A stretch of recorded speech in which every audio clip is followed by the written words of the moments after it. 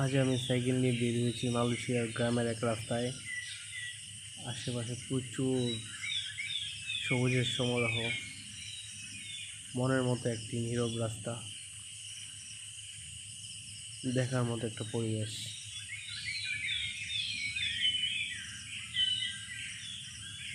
পিছনে আরো অনেক সুন্দর কিছু পরিবেশ ফালায় রেখে আইছি।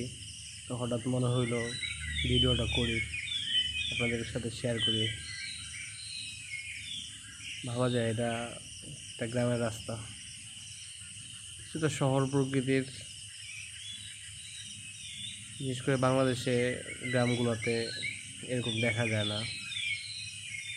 এখানে গ্রাম হলেও প্রত্যেকটা বাড়িতে কম বেশি এক থেকে দুইটি করে গাড়ি থাকে, প্রত্যেকটা বাড়িতে।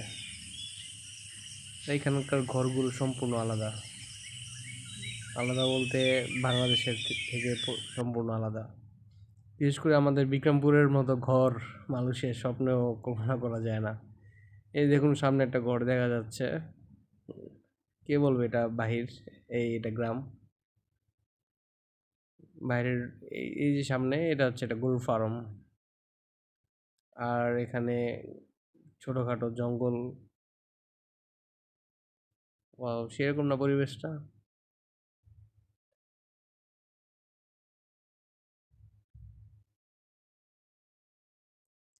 বিশেষ করে বিকালবেলা সূর্য ডোবার পর সাইকেল নিয়ে বের হয়েছিলাম একটু ঘুরতে।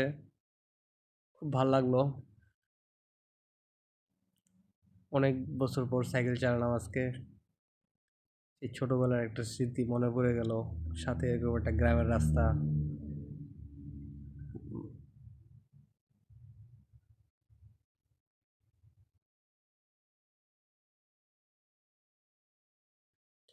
বিশেষ করে অনেকদিন পর গ্রামের রাস্তা দেখলাম, তাও মালয়েশিয়ায়।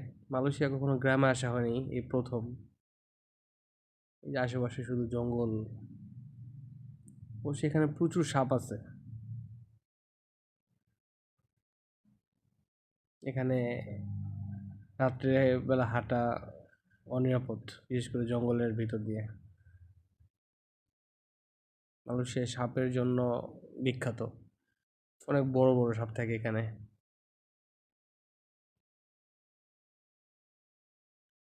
হচ্ছে ভালো লাগছে, আশেপাশে কোনো মানুষ নেই, নিরিবিলি।